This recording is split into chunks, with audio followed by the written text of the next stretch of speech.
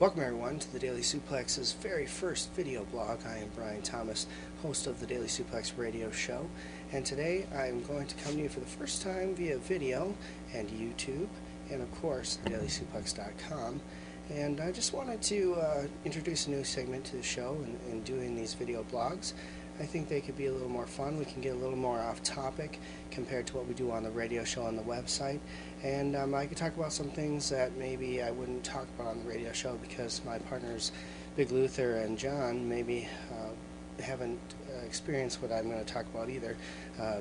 I'll use this forum for like books reviews and talk about some DVDs that I've recently watched. Maybe get a little off topic, talk about the Tennessee Titans, who played the playoffs this weekend. So who knows?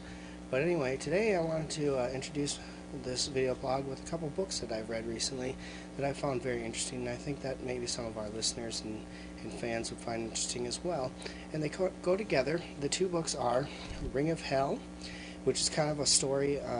This is a more in-depth look at Chris Benoit and what may have led to the murder-suicide situation that happened almost a year and a half ago now. It's a very good book, written, of course, Matthew Randazzo. Love to have him on the show to talk about the book. It's very good, so we'll get into that. And the second book is called Dungeon of Death, and this one's by Scott Keith, who has written a few wrestling books that are actually quite fun to read. His In This Very Ring is one of them, and the other one name is escaping me at this time, but they're both very funny reads. This is a more serious look in wrestling than in what he's done in the past. This also looks at Chris Benoit, but doesn't focus on Chris Benoit completely. The first part of this book does talk about Chris Benoit and what he believes may have led to Chris Benoit doing what he did.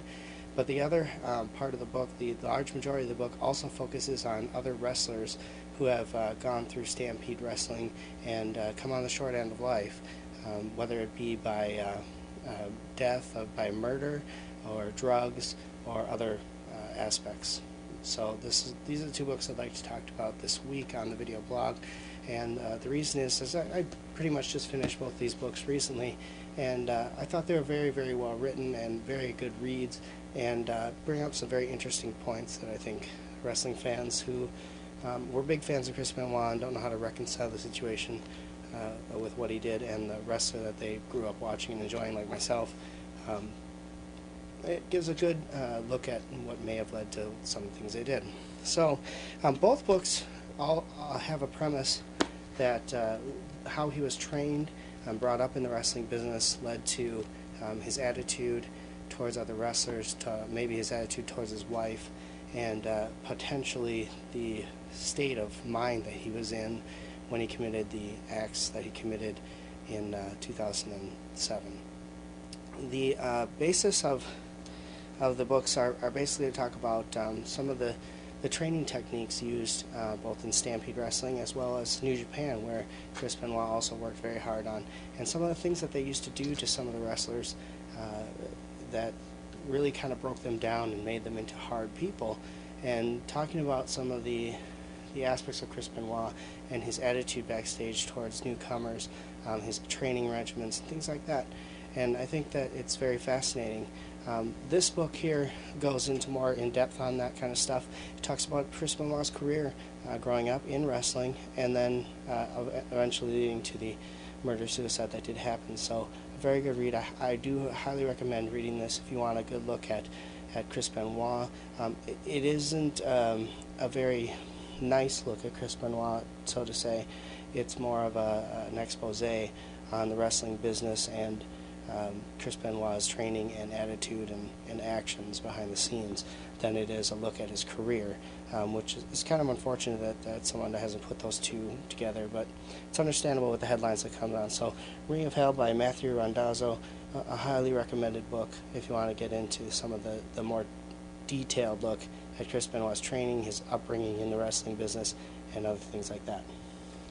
As for Dungeon of Death, this one's a very interesting read for a couple of reasons. The first being that, yes, it does talk about Chris Benoit as well, and his training being brought up and things like that, But it also gets into a bunch of other wrestlers who have met unfortunate ends in the wrestling business too early in life, and some of the things that may have led to that. And then also, a tie back to Stu Hart and the Stampede Wrestling and his dungeon training, and how that may have played a factor in it.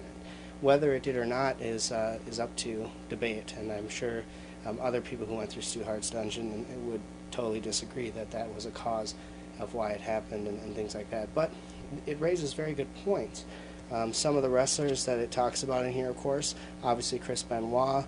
They talk about the tragedy of Miss Elizabeth, who has nothing really to do with Stampede Wrestling, but still died early from a drug overdose based on the lifestyle that wrestlers a lot of times fall into. It talks about the Von Erich family tragedies and how Fritz Von Erich was very much like Stu Hart in that he, raised his kids into the business and really expected them to be part of the business, and how that may have led to some of the suicides and deaths that unfortunate family has also seen. Junkyard Dog gets mentioned in here, basically not because he died because of the wrestling business per se, but because of his attitude and his lifestyle.